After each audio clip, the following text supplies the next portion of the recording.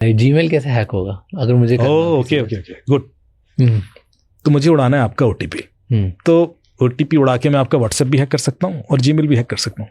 We just need an OTP. तो पहला तरीका, आप मेरे मित्र हैं, आपको कोई कॉल आता है कि Raj sir we would like to invite you for an event, और एक इन्फ्लुएंसर्स का इवेंट है मुंबई में, गवर्नमेंट ऑफ इंडिया उसको ऑर्गेनाइज कर रही है, ऐसा वैसा। तो आप बात, और अमित ने आप नंबर दिया, मतलब ऐसे कुछ बोलेगा कि अमित जी ने नंबर दिया, तो मेक्स मी लुक कि ये तो आपको लगेगा क्रेडिबल है, लेजिट है, तो बात कर सकते हैं। 10-20 सेकंड बात करेगा, उसके बाद बोलेगा कि Raj ji I think Amit is also calling you, आप एक काम कीजिए कॉल मर्ज कर दीजिए, तो we'll close it right, call merge कर दीजिए, so because we have invited him as well. तो हम आप दोनों का एक फायर साइड चैट रख लेंगे, तो चूंकि अगले हफ्ते इवेंट है, we hardly have any time, तो अभी डिस्कस कर लेते हैं। उनको वो कॉल कर रहे हैं, शायद आप एक कॉल मर्ज कर दीजिए, थोड़ा सा अर्जेंसी दिखाएगा। अब आप ऑलरेडी कॉल पे हैं और आपको एक और कॉल आ रहा है, आप उसको देखेंगे यार ये अमित का नंबर तो नहीं है, अरे उनका वीआईपी नंबर है, आप मर्ज कीजिए ना, अभी क्लोज करते हैं, थोड़ा और अर्जेंसी। अब आप थोड़ा सा दबाव में आए, आपने कॉल मर्ज कर दिया। जैसे ही आप कॉल मर्ज करेंगे, आपके अकाउंट से पैसे निकल जाएंगे, या आपका व्हाट्सएप हैक हो जाएगा, या आपका जीमेल हैक हो जाएगा। क्यों? कॉल में क्या है? आपने कोई ओटीपी दिया क्या? आपने कोई क्यूआर कोड स्कैन किया? आपने कोई लिंक क्लिक किया? आपने कोई ऐप इंस्टॉल की? तो फिर पैसे क्यों निकले? हाँ, कैसे? सोचो, ये तो मैं बोल रहा हूँ। कैसे? तो फोन ही तो उठाया, कोई सॉफ्टवेयर? ये पहला तरीका ना, कुछ सॉफ्टवेयर नहीं है, बस इसके अलावा कुछ नहीं हुआ है। जितना मैंने बताया उतना ही हुआ है। अब जादूगर का जादू तब तक होता है जब तक पीछे का कहानी नहीं पता होती कि यार ये मिरर दिखा के आते गायब तो ऐसे बस इसमें ही पैसे चुरा लिए। अब देखिए ना क्यों निकले, कारण बताता हूँ ना। आजकल सारे ओटीपीज कॉल पे भी आते हैं। इससे पहले एसएमएस पे आते थे। हाँ। अभी आपके पास ऑप्शन है कि आप you can invite them on call, और फोन पे आता है। गूगल का ओटीपी कॉल पे आता है, बैंक का ओटीपी कॉल पे आता है, व्हाट्सएप का ओटीपी कॉल पे आता है। आप इस पूरे प्रकरण में मेरा कोई लेना देना था ही नहीं। मेरा नाम इसलिए यूज किया गया क्योंकि मैंने आप और हम पॉडकास्ट पर दिख गए, उसको लगा इसका नाम लेंगे तो ये भरोसा कर लेंगे, और मेरे से कोई मतलब नहीं। वो क्रिमिनल का कॉल था। जो दूसरा कॉल उस समय आया कि अमित का कॉल है, वो आपके ओटीपी का कॉल था। आपने कॉल मर्ज किया, उसने सुन लिया, तो उन्होंने वो ओटीपी का कॉल मास्क कर दिया था क्या? मर्ज किया ना। नहीं, नंबर तो दिख जाएगा कि ओटीपी कॉल है। वो ओटीपी कॉल जिस नंबर से आ रहा है वो नंबर तो मुझे पता चलेगा। वो तो नॉर्मल नंबर से आपको दिख रहा है ना, एक नंबर से कॉल आ रहा है। जैसे आप मर्ज करेंगे तो दोनों सुन सकते हैं उसने जो बोला है। ये तो कॉल पे मंगाया ना आपने ओटीपी, इट्स नॉट एसएमएस। अब वो रेडियस सुनने के लिए जैसे वो अप्लाई करेगा, अब आप ट्रिक करके देख लेना इस सेशन के बाद, यू ट्राइड, तो बाय द टाइम यू, अच्छा आपको समझ में आ जाएगा यार ये तो ओटीपी का कॉल था, लेकिन आपके हाथ में अब कुछ है ही नहीं। वो तो 1 सेकंड की गलती और हो गया। सो अब आप रियलाइज कर गए हो, लेकिन you can't do anything, you can't call anybody and अरे वो ओटीपी मत अप्लाई करना, ऐसे तो कुछ हो नहीं सकता। हाँ, क्योंकि वो ऑटोमेटेड कॉल हो तो जवाब तो गया, चला अप्लाई, उसने व्हाट्सएप पे डाला, चला गया। अभी आपका व्हाट्सएप यूज करते हैं आप? 2 फैक्टर ऑथेंटिकेटेड है या नहीं है? हाँ है, पक्का। हाँ। तो मैं बताता हूं कि कई लोग, 99% लोगों का नहीं होगा व्हाट्सएप 2 फैक्टर ऑथेंटिकेशन। तो पिछली दिवाली के पहले गुड़गांव के अंदर करीब 40-50 डॉक्टर्स का व्हाट्सएप हैक हुआ, और जो ट्रिक थी ओटीपी उड़ाने की, वो एक बता रहा हूं मैं क्या।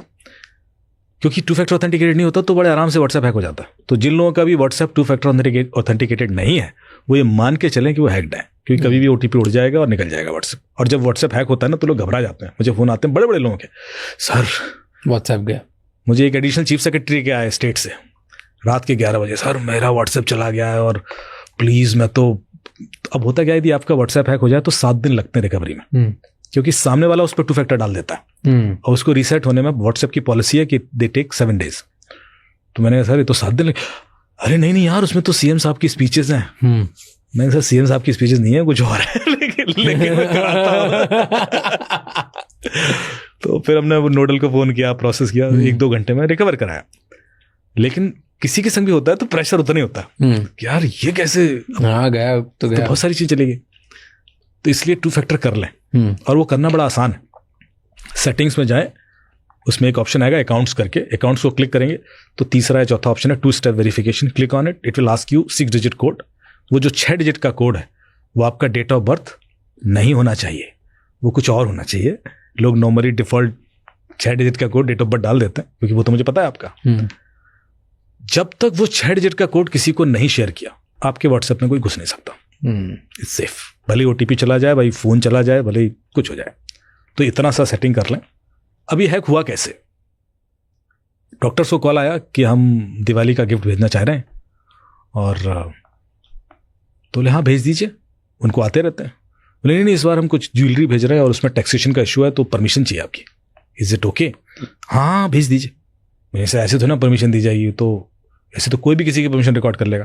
तो सर्वर से एक मैसेज आएगा, उसमें एक कोड होगा, उसको डायल कर दीजिएगा तो सर्वर पर परमिशन रिकॉर्ड हो जाएगी। बोले ठीक है। सर्वर से एक कोड आया, उसमें कोड लिखा था *62* मोबाइल नंबर हैश, या *401* मोबाइल नंबर हैश, या *21* मोबाइल नंबर हैश। 3 कोड होते हैं, एयरटेल, वोडाफोन और रिलायंस के लिए बता रहा हूँ। उन्होंने वो डायल कर दिया। जैसे वो डायल करोगे तो आपकी कॉल कंडीशनली क्रिमिनल को फॉरवर्ड हो जाएगी। मतलब आपको जितनी कॉल आ रही हैं वो चली जाएंगी क्रिमिनल के पास, तो ओटीपी भी जाएगा। अब वो या तो आपको बिजी कर देगा, या जब आप बिजी होगे, सो रहे हो, या ओटी में हो, या ऑफिस में हो, पॉडकास्ट रिकॉर्ड कर रहे हो, उस समय ओटीपी मंगाएगा और वो सारे जाएंगे। तो कुछ भी व्हाट्सएप हैक करेगा, उसका बैंक भी हैक कर सकता है वो। तो एक बार ओटीपी का कंट्रोल आ गया तो फॉरगेट पासवर्ड करके वो कुछ भी कर लेगा।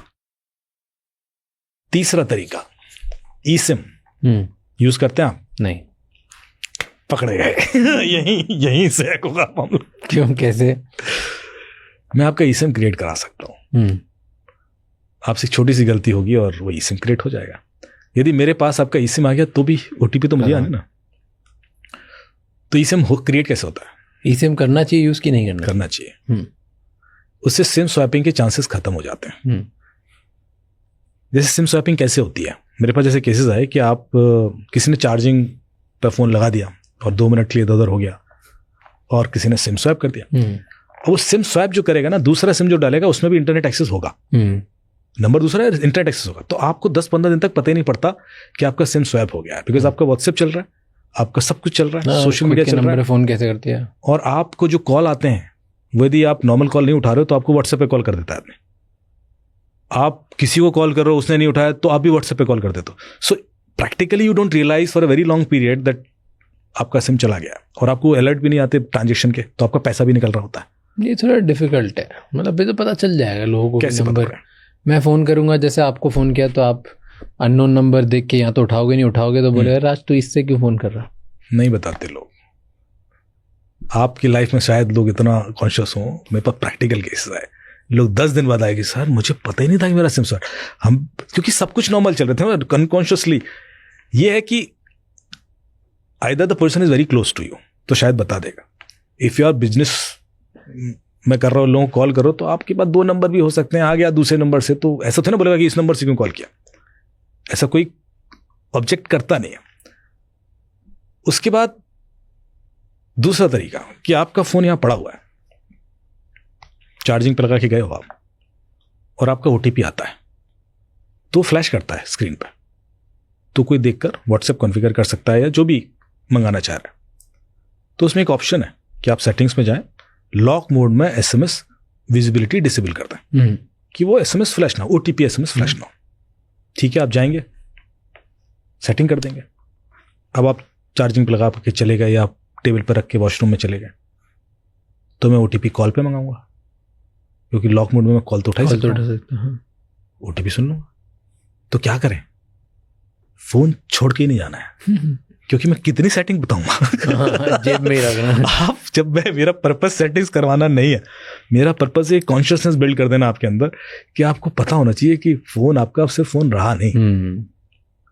और ये इसी गलती की वजह से होता है। मैं आपको गलतियां बताते जाऊंगा and then you will realise यार ये तो कोई भी कर सकता है। तो अगर ई सिम हो तो फिर सिम स्वैपिंग नहीं हो सकती? नहीं हो सकती, लेकिन ई सिम यदि आपका नहीं है तो कोई क्रिएट करा सकता है। तो हम ही खुद ही जाके क्रिएट कर ले पहले। तो ई सिम कैसे जनरेट होता है कि आपके नंबर से एक एसएमएस जाता है ऑपरेटर को, E SIM space email ID, जैसे एयरटेल है तो 121 कुछ आएगा, E SIM space email ID. फिर वहां से एक रिस्पॉन्स आता है आपको कि we have received your E SIM request blah blah blah blah blah, if it is a genuine request, तो आप 1 रिप्लाई करते हैं, 1 लिखकर उसको रिप्लाई करें। जब आप 1 लिख के रिप्लाई करते हो तो जो आपने पहला मैसेज भेजा उसमें ई सिम स्पेस ईमेल आईडी, उस ईमेल आईडी पे आपको एक क्यूआर कोड आ जाता है। उस क्यूआर कोड को आप आईफोन से स्कैन करोगे तो आपके फोन में सिम आ जाता है। अब आईफोन में एक ही सिम स्लॉट होता है, तो उसमें आप 2 सिम रख सकते हैं, फिर एक फिजिकल सिम भी रख सकते हैं। अब इसको क्रिमिनल कैसे मिसयूज कर